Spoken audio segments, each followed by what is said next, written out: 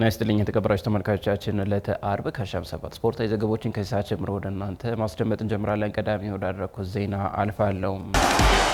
በኢትዮጵያ ዋንጫ ኃላፊ ቡድኖች ተለይተው ታውቀዋል። የ2018 የኢትዮጵያ ዋንጫ ሁለተኛ ዙር በሶስት የተለያዩ ስቴዲየሞች ጨዋታዎች እየተከናወኑ ሲሆን ሐዋሳ ላይ በተከናወኑ ጨዋታ የሲዳማ ቡናና የኢትዮጵያ ንግድ ባንክ ጨዋታ ሲሆን በሲዳማ ቡና በመለያ ምት 4-2 አሸናፊነት ተጠናቀዋል። ድሬዳዋ ከተማ ሐዋሳ ከተማን 1-0 በማሸነፍ ቀጣዩን ዙር የተቀላቀለ ሌላኛው ክለብ ሆኗል። አዲስ አበባ ስቴዲየም ላይ በተከናወነው ጨዋታ ደግሞ ኢትዮጵያ ቡና አዳማ ከተማ 2-1 አሸንፎ ቀጣዩን ዙር ሲቀላቀል ባህር ዳር ከተማ ሸገር ከተማ 2-0 ማሸነፍ ችሏል። የከፍተኛ ሊግ ክለቦችን ባገናኘው ጨዋታ ደግሞ ቢሾፍቱ ከተማ ደሴ ከተማን 1-0 አሸንፎ ሶስተኛውን ዙር ሲቀላቀል በዚሁ ሊግ ንብ የካ ክፍለ ከተማ በመለያ ምት 4-2 አሸንፎ ቀጣዩን ዙር ተቀላቅሏል። ደብረ ብርሃን ከተማ አዲስ ከተማን በመለያ ምት 7-6 አሸንፎ ሶስተኛ ዙሩን ተቀላቅሏል። የኢትዮጵያ አንደኛ ሊግ ሁለተኛ ሳምንት ጨዋታዎች በተለያዩ ምድቦች ቀጥለው ተከናውነዋል። የ2018 የኢትዮጵያ አንደኛ ሊግ ሁለተኛ ሳምንቱ ላይ የደረሰ ሲሆን በተለያዩ ምድቦችም ጨዋታዎች እየተከናወኑ ይገኛሉ። ምድብ ሀ ኒውንግላንድ ከመንቂ ከተማ ሁለታቻ ሲጠናቀቅ ይርጋ ጨፌ ቡና ቦሌ ክፍለ ከተማን 1-0 አሸንፏል። በምድብ ላይ ደግሞ የኛ አዲስ ከቴሮቤ ከተማን ያለ ግብ አቻ ሲጠናቀቅ ኦሜድላ ሾኔ ከተማ 3-1 አሸንፏል። መልካ ኖኖ ክፍለ ከተማ ጂንካ ከተማ 2-0 ሲያሸንፍ ደንቢ ዶሎ በበኩሉ አረካ ከተማን 1-0 ማሸነፍ ችሏል። በኢትዮጵያ ሴቶች ፕሪሚየር ሊግ መቻልና አዳማ ከተማ አሸንፈዋል።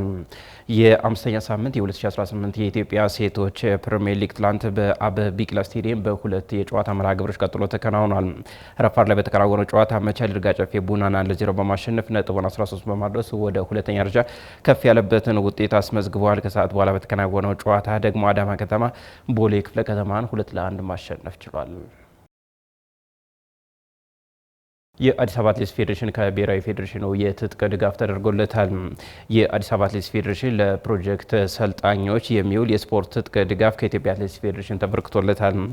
በጃን ሜዳ ስፖርት ትምህርት ስልጠና ማዕከል በተከናወነው የትጥቅ ድጋፍ የኢትዮጵያ አትሌቲክስ ፌዴሬሽን ምክትል ፕሬዝዳንት አትሌት መሰረት ደፋር፣ የአዲስ አበባ አትሌቲክስ ፌዴሬሽን ፕሬዝዳንት አትሌት መልካሙ ተገኘ፣ የፌዴሬሽኑ ስራ አስፈጻሚ አባላት ወይዘሮ አባ ዮሴፍ፣ ዶክተር ትእዛዝ ሞሴና አትሌት በላይነሽ ዋቅጅራን ጨምሮ የከተማ አስተዳደሩ ስራ አስፈጻሚዎች አባላትም ተገኝተዋል። በአትሌቲክሱ የሀገራችን ሰንደቅ ዓላማ ከፍ አድርጎ የማውለብለብ ኃላፊነት ታዳጊ ስፖርተኞች ላይ መሆኑን የህይወት ልምድ በመግለጽ ያበረታቱት አትሌት መሰረት ደፋር አሰልጣኞች ታዳጊዎችን የማነጽ የወላጅ አካል ኃላፊነት ስላለብን የስነ ምግባርና የአቅም የቴክኒክ ስልጠና በመስጠት ከተማ አስተዳደሩን ማስጠራት እንደሚገባም አሳስበዋል።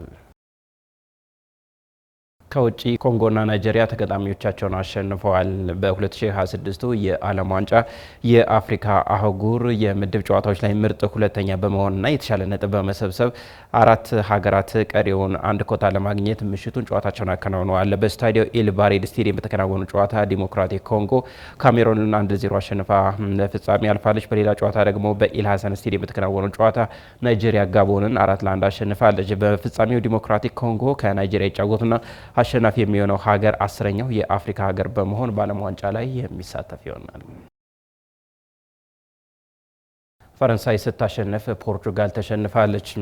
የአውሮፓ አህጉር የ2026 የዓለም ዋንጫ የምድብ አምስተኛ ጨዋታ ምሽቱን ተከናውኗል። በምድብ 4 ላይ አይስላንድ አዘርባይጃን 2-0 ስትረታ፣ በዚህ ምድብ ፈረንሳይ ዩክሬንን 4-0 በማሸነፍ ነጥቧን 13 በማድረስ ቀሪ አንድ ጨዋታ እየቀራት ለዓለም ዋንጫው ማለፏን አረጋግጣለች። በምድብ 6 ሃንጋሪ አርሜኒያን 1-0 ስትረታ፣ ፖርቹጋል በአየርላንድ 2-0 ተሸንፋለች። የፖርቹጋል ብሔራዊ ቡድን አንድ ጨዋታ እየቀረው ዓለም ዋንጫውን የሚያልፍበትን እድል ያመከነ ሲሆን የመጨረሻውን ጨዋታ የመጠበቅ ግዴታ ውስጥ ገብቷል። በምድብ 8 ኖርዌይ ኢስቶኒያን 4-0 ስትረታ፣ ጣሊያን ሞልዶቫን 2-0 አሸንፋለች። በምድብ 11 እንግሊዝ ሰርቢያን 2-0 ስታሸንፍ፣ አልባኒያ ደግሞ አንዶራን 1-0 ማሸነፍ ችላለች። የተከበራችሁ ተመልካቾቻችን ለዕለቱ ያዝናችሁ ስፖርታዊ ዘገባዎች በዚህ ተጠናቀዋል። ስለተከታተላችሁ እናመሰግናለን። በዚህ ያበቃኝ። ጤና ይስጥልኝ።